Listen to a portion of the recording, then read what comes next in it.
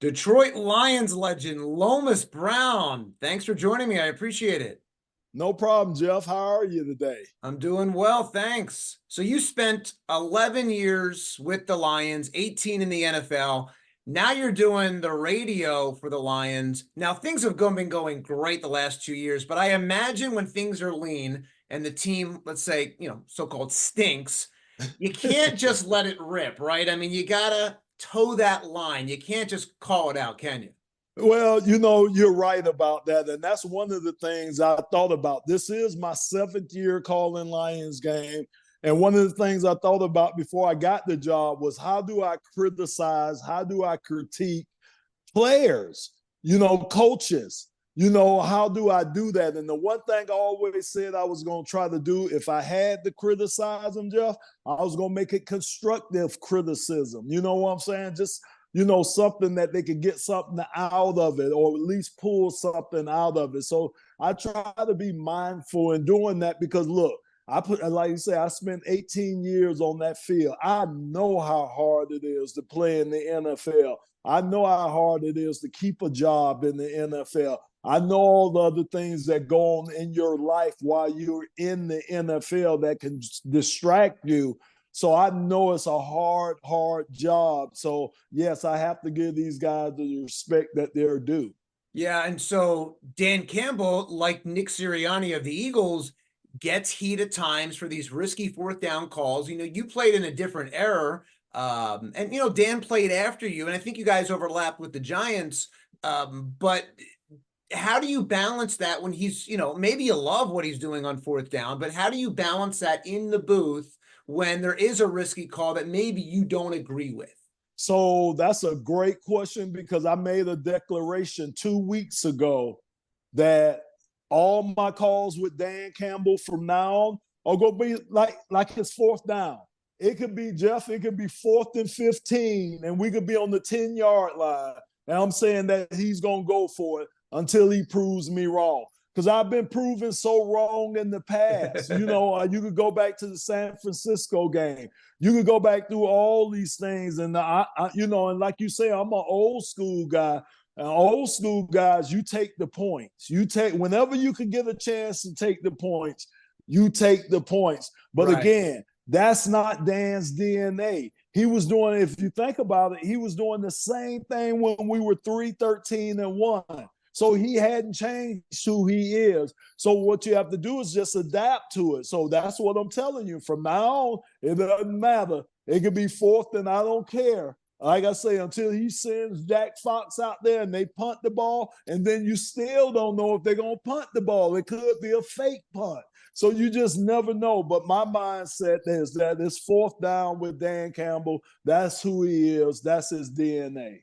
Have you had a call where you've, I don't want to say criticized or disagreed, it gets back to them and they've gone, Lomas, here's why. Like, here's why we decided to go, or have you not had those moments? I haven't had that moment. I think the closest thing for me was last year at the NFC Championship game when I said that I would have took the points as I told you.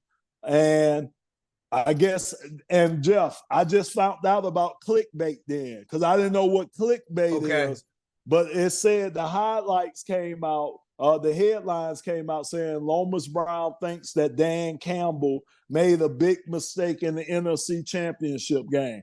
I didn't say that, but that was the clickbait. So that's when I found out the reality of clickbait. But again, that's probably the closest that I've come to, because again, I was a former player. So some of the decisions that go into game planning and everything, man, even the day of the game, man, it's high pressure. It's high pressure. And you do and react to certain things that you may not do or react to under certain circumstances, but those aren't certain circumstances you're under when you're playing or participating in the NFL game.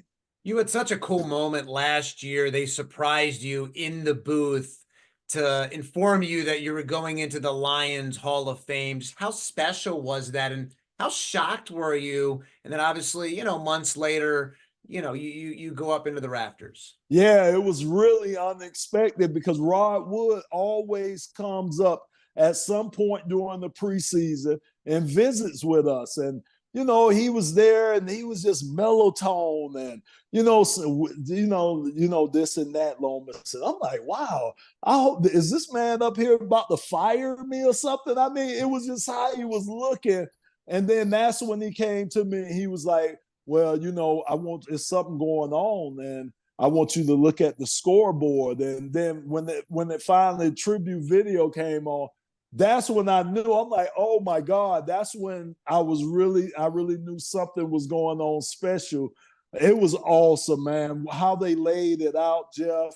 Just the ceremony leading up to it, the night before, the dinner the night before, actually going in there, my banner being on the field, your name going up in lights.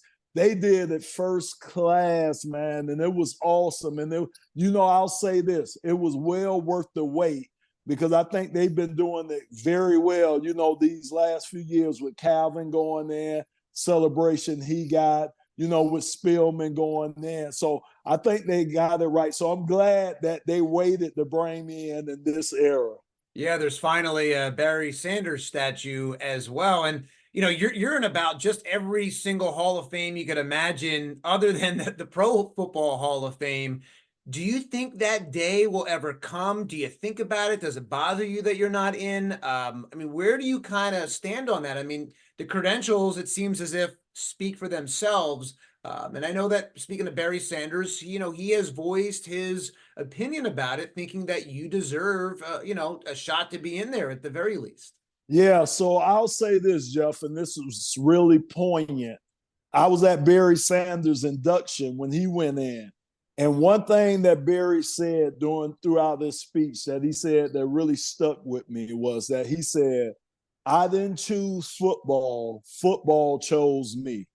And I think that's kind of similar to me too, because, I didn't grow up wanting to be an NFL player. I was in the band till I went to high school. And the only reason I played football, I went in and signed up for classes. I come out the auditorium. Somebody was like, hey, I turned around. I didn't know it, but it was the principal of my high school. He called me over to him and he was like, did you sign up for varsity sports? And I was like, no. So he just grabbed me by the arm and took me back in the auditorium and he signed me up for varsity sports. And turned out it was football that he signed me up for. And I was always the type of kid, I never wanted to let people down, especially grown-ups. So I went out there. And like, as they say, the rest was history, just grew to love the game. But that's how my path was chosen for me. And so that's always stuck with me. So I say that to say that when it happens, I know it's going to happen, but when it happens, it's going to be the right timing for Lomas. You know what I'm saying? It'll be the right timing. It was supposed to happen when it happens for me. So that's why I don't look at it, get upset about anything like that, because I know when it happens, it'll be the right time. And it was meant to happen this time for me. That's crazy to think. You look at your career, first round draft pick in 1985, 6 overall. Not too shabby on its own. And then you play, 18 years in the NFL, you're a 7-time Pro Bowler, that you weren't even playing football really in high school. I know. That's crazy. I never knew that story. I know. And that's why I tell a lot of moms when I talk to them, I tell them, man, stretch it out as long as you can with your sons before they get that, start having contact.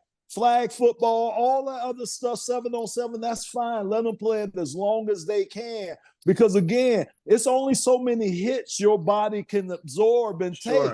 You know what I'm saying? So you start early. The earlier you start taking that, you know what I'm saying? It starts taking time off that clock for you. So I was fortunate. Like I say, I didn't start to my 10th grade year in high school. So wow. I think that helped me with my longevity. Wow, it reminds me of Jordan Mailata, the star left tackle for the Eagles. He never played. He was playing rugby, and obviously a Yeah. physical sport and similar in some ways, especially the way the Eagles do the tush push. But it reminds me kind of that. He's in Australia with no football intelligence whatsoever, and he's the first to admit it. He really learned on the fly, later even than what you did. I mean, he was learning with the Eagles. Yeah. But in any event, you're playing for the Lions. Barry Sanders, you're blocking for him. What was that like as we talk about Barry? I mean, are there moments where you're blocking and dragging a defensive end and turning around going, what just happened? What did he just do? And you're looking up at the Jumbotron. I mean, what was it like blocking for arguably the greatest running back ever? So I'll say this just to kind of put it in content. So Mondays, that's when you used to go in and you really get an opportunity to see some of the stuff that Barry could do. It would always, Jeff, it would always be 5 or 6 plays. You'd be like, oh my goodness, how did he do that? Every game. And it may be a 1-yard gain, but it's going to be the best 1-yard gain you ever seen on your life. Or it may be a 3-yard loss. It won't be the plays that make his highlight. If you Google Barry now, it won't be those plays. It's the plays that we got an opportunity to see while we were breaking down film, that you see some of the greatest things that you ever seen. And to answer your question, it actually helped me be a better offensive lineman because, again, like you say, Barry's supposed to be way over there. You turn around and he's behind you, and you're like, what in the world? What are you doing? Yeah, What are you yeah, doing here? yeah. Why are you over here and stuff? So what it made you do is it made you stay. When they say stay on your block till the whistle blows, that was never more obvious than when you played with Barry Sanders. You had to stay on your block until the whistle blew because you didn't know whether he would just end up coming back your way. You didn't know where B would be at. And you didn't want, at least that me and Kevin Glover, we never wanted to be the guys that say we were responsible for getting him tackled. So, yeah, man, it was great. And like I said, it propelled me to play, another 7 years in the league. For all the other backs and the other teams I played for, I always played to the whistle because it was ingrained in me with Barry Sanders behind me. That's interesting because I would think that it would be really difficult to block for a guy like that because you just don't know when and where he's going.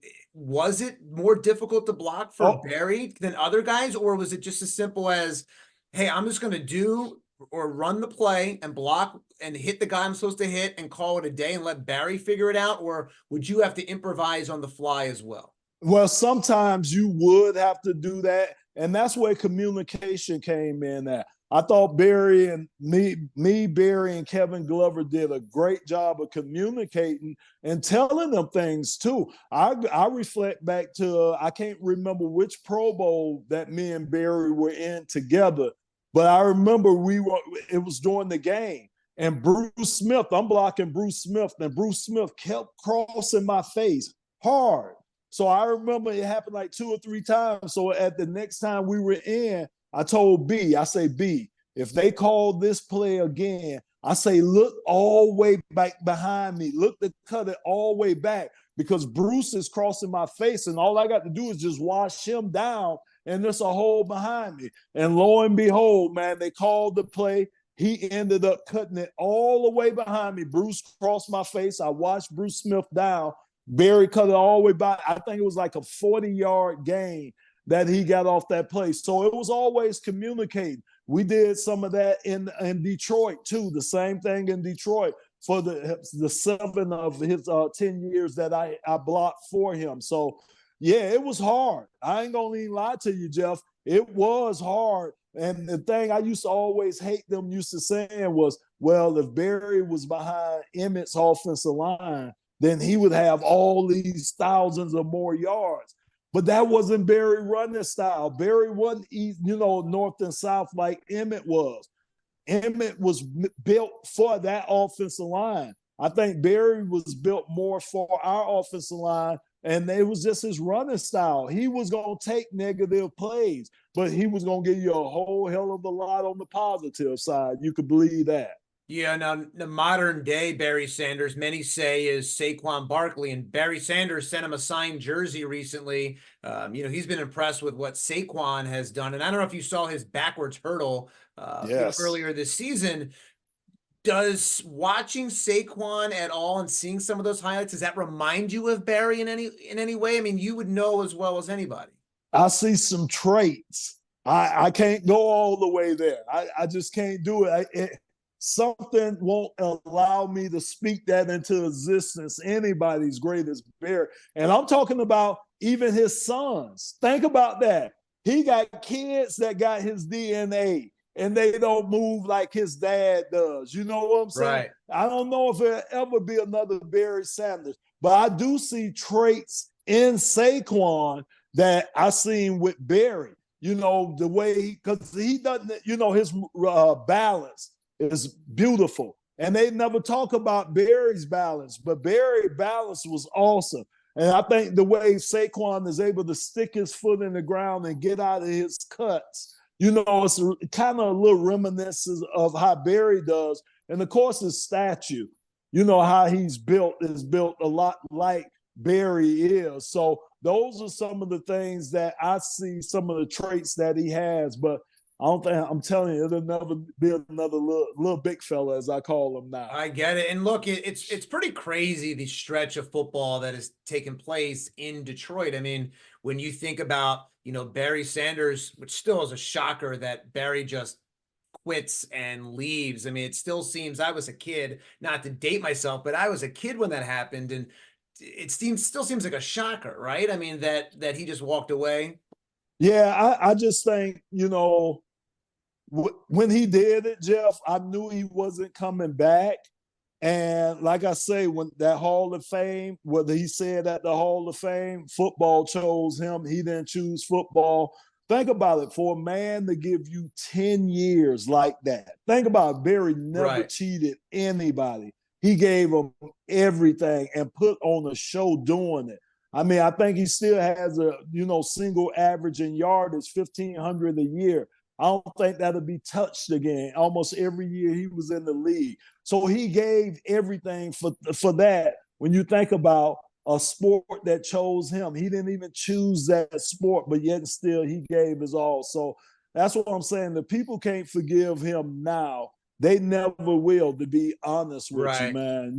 They really won't. Right. It's been really since the 90s, since the Lions have had this amazing run. And there's a lot of dark days in Detroit with that football team to where we are today. Just can you put into perspective, for this fan base and really for the entire league, just how much pain really that city has been in over those, 3 decades, in a sense, just almost torture, till last year had not won a playoff game since what, 91, the 91 playoff. So how much pain has that fan base been in over that time? Oh, we've endured a lot, man. The wounds are deep. They're deep. The scars are prominent. You can see the scars, man.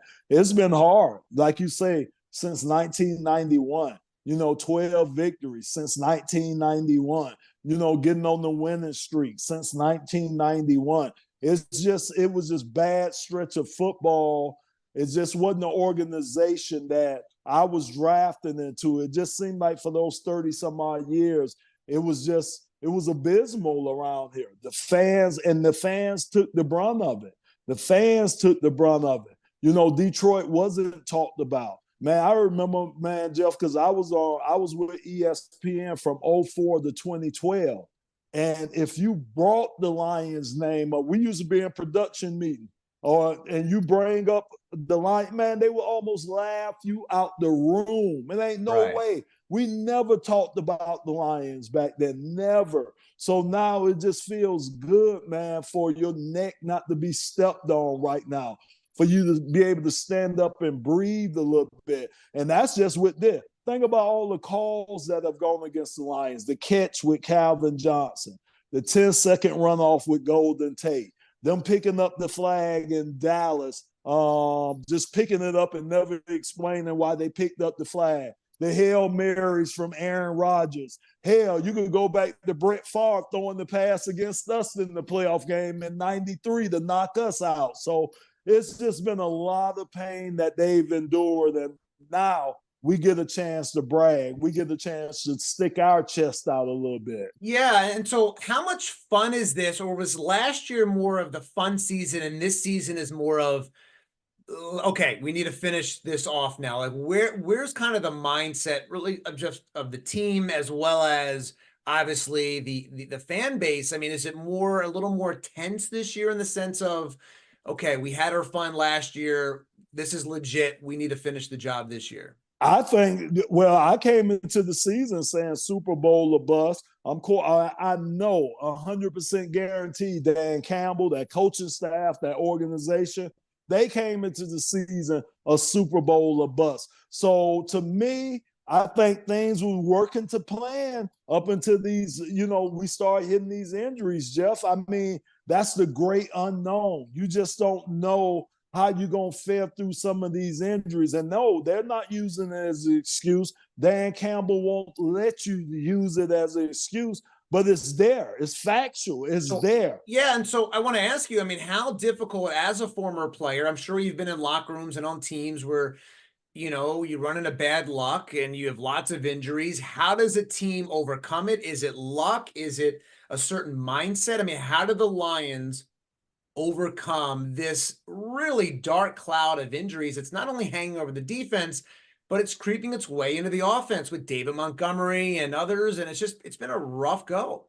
So the best thing and the thing I think the Lions have now in their locker room that I said they didn't have was, or what they've been working to get, is great leadership. When you talk about Jared Goff, a guy that's been to the Super Bowl, so he's been to the mountaintop. He didn't snatch the prize, but he's been to the mountaintop. You talk about a guy like Penei Sewell and Taylor Decker. You talk about some of the leaders, Amon-Ra, that we have on this team. So that's the good thing. That's going to help you get through this point, what we're going through right now in that locker room. Because, again, those leaders are going to step up. They're going to remind those guys of what the prize is, what we're out here fighting for. And they're going to remind those new guys what's at stake for them and why they have to come in ready, be ready. When your number is called, you got to be ready. So they're going to emphasize all that along with the coaching staff and everything else. But I think we got the guys that got the scars, Jeff. The guys don't been through that. Most of our guys was in that NFC championship game. We got scarred last year. We know we got to get back to that point because we want to make sure the results is different this year than they were last year. So I just think the strong leadership that we have in there is going to get us through. I'm hoping that it gets us through. But I'm telling you, man, after a while, especially these teams start executing at the highest level because it's playoff time. And if they have their big boys, they're going to start trying to take advantage of some of our big boys. That's what playoff football is all about. Yeah, I mean, what Jared Goff has done has been remarkable. What Brad Holmes and Dan Campbell have done has just been really, really special. I mean, I remember when Goff gets traded to Detroit, he says, I'm paraphrasing, but, I'm sent there to die. Maybe his career is over. The Lions at that point weren't a special team. I mean, it was just kind of like, you're done here. And it turns out, it felt like he didn't want to go to Detroit. And then it turns out he's now saying it's the best thing that ever happened to him. And he feels rejuvenated. He's playing like that first overall pick, under Dan Campbell around this team. And he really just feels like he's the guy that was drafted first overall. First of all, change is hard. I played for 5 different teams. Change is hard, man. And that's what Jared was going through. That's what he was feeling his first year, coming to his strength. Think about it. That's a California kid. You take him out of California and you just throw him in the Midwest around these type, hardworking blue-collar people. You know what I'm saying? Where and it's the snow. And don't forget the snow. That's what I'm saying. The snow, potholes and all that, Oh, let's not talk about the roads in Michigan. And then you go to an organization that hadn't won. Don't have a history of winning. You know what I'm saying? Think about all that. So yeah, it takes you a while to get adjusted. But once you get in Michigan, just like for me, when I got here in 85 and I decided to stay here in 87, that was the best thing I could have ever did, because now you get to see what Michigan is all about. You hearing about Michigan from the outside in. That's people from the outside saying what they know. Once you get in here and talk to the people and you're around the people that are here in Michigan, then you see this one of the best places to be at right now. And that's what Jared is seeing. We wrapped our arms around Jared here. He's one of ours. Jared is one of ours. And I think Jared has accepted that and know that he got a little Midwesterner in him now. And I think Detroit's going to always be a place that he that definitely in his heart, but he might even decide to keep a place here and make this part of his home. You know what I'm saying? Because that's how I've done it. I'm from Miami. I've been up here since 1987 and don't plan on going anywhere. I love it up here, man. My family's up here. I want to leave my legacy up here in Michigan because that's what I love about being here. Yeah, and you talk about different guys. It feels like Dan Campbell is such an amazing fit, not only as a head coach anywhere, but especially for that city. And I've said to other people, I think he would make a great coach in Philadelphia, where similar blue collar things of that nature. But Dan is such a perfect fit. I mean, do you remember that press conference when he gets hired and he's talking about biting off kneecaps? I mean, you played with Dan, right? With the Giants. Yeah. So what was Dan like as a player? And is he the same guy as a player as he was, back then with the Giants? Is Dan the same guy he was when he was your teammate with the Giants as he is as a head coach when he's talking about biting off kneecaps? I mean, was he talking about biting off kneecaps as a player? Well, I was in my 15th year. He was in his second year with the Giants. We played 2 years together. What I remember about Dan, I knew it was something different about him. I couldn't have pointed my finger and say, oh, yeah, this guy's going to be a great coach. But it was just something different about him, just different about the way he went about his business. You know what I'm saying? So you knew it was just something different. You just didn't know what it was about him. Turns out he's a great motivator of men in his own unique way. And yeah, I remember that press conference. I remember the slack he got for that. But I knew that this guy here is authentic, that they would love him, that they would follow him. And he was tough, hard-nosed. And if he got the opportunity, he could and would get the job done. And that's what we're seeing now. What's he like on a day-to-day basis? Is he the guy that we all think he is, that we see in the press conferences and that we see on TV? Is he that guy on a day-to-day basis? No, man. He has another side to him. You know what I'm saying? Him and Holly, his wife, the kids. He has another side to him and everything. But again, he's so likable, and I love the intensity. He is. He really is. But he knows when to bring it. And you know what I'm saying? As a professional athlete, you have to have that balance. You have to know when to turn it on and when to turn it off. And Dan does a great job of doing that. And like I say, the guys respect him so much in that locker room. They don't ask him. They run through the wall first. Then they come back and ask coach, why did we run through that wall? And that's great when you got guys' attitudes like that.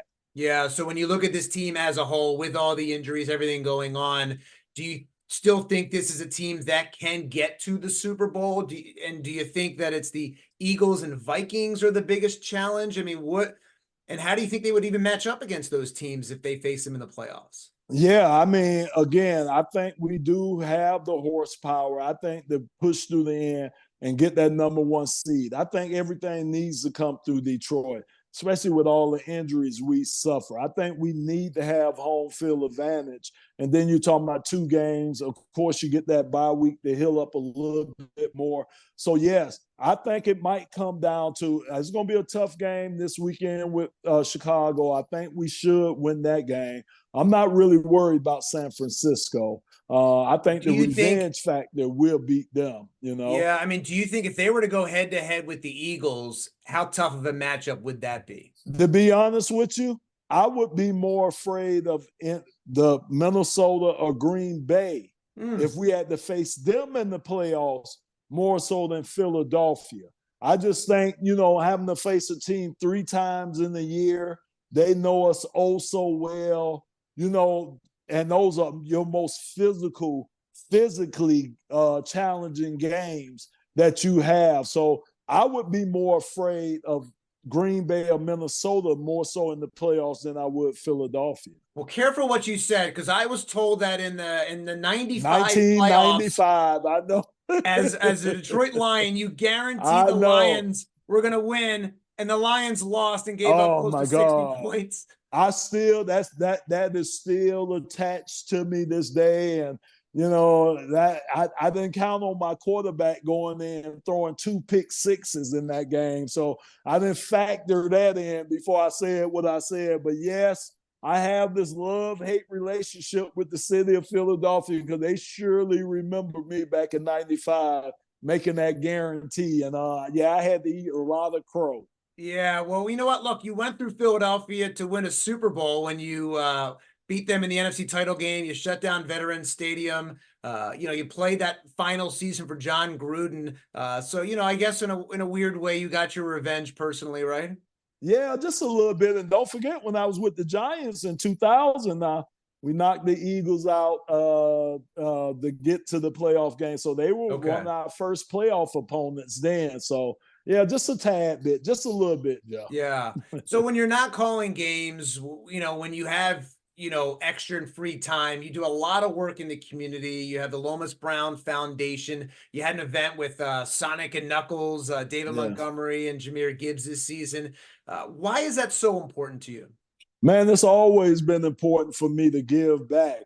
When I first got to Detroit in 1985 as an offensive lineman, I thought about ways of really getting I just put myself out in the community. That's what I wanted to do. I wanted to make my name bigger out in the community than I did on the football field. And I started early when I got here. And that's what came out of it, the Lomas Brown Jr. Foundation, where we're just geared in and focused in on kids, on children. That's what my foundation focuses in on. I have camps that I do. I do sports camps and I do educational camps. Now, I say it's just focus in on the children, but when you help children, you're indirectly helping the family. So, again, this is what I've been doing. We do specialized camps. I've been doing this since 1991. Wow. Yeah, it's been a while. So it's been great. We're always looking for volunteers. I have the Lomas Brown Jr. Foundation.org. If you want to go check out some of the stuff we're doing, volunteer your time, because we're always looking for good people to help us in the community. Yeah, how was the Sonic and Knuckles movie? It was great. I didn't stay for the whole movie, but it has more of a plot and a twist than I thought it would have to it. So I say I'm going to have to go back and catch that movie. But David Montgomery and Jahmyr Gibbs, they stayed with the kids. I had like 120 kids that were there. A lot of those kids, Jeff, that was their first time going to a movie theater. So think about some of the kids that was their first time going. So what a treat it was for a lot of these kids. So it's things like that. And what I appreciate from those two guys was that was a Tuesday, their off day. Sure. When they have so much, they got such little time to themselves, but yet still they found 3 hours to spend with the kids. So it was awesome. I appreciate them for that. Well, Lomas Brown, we appreciate the time today and obviously doing great work in the community. Great to listen to on the radio on game days, and good luck the rest of the season, of course, in the playoffs. And, I'm sure you're hoping there's not too many calls that you have to question the rest of the way. Yeah, it'd be great, man. So hopefully we'll keep moving this motor along, man. Thanks, Lomas. I appreciate it. Thanks, Jeff. Take care.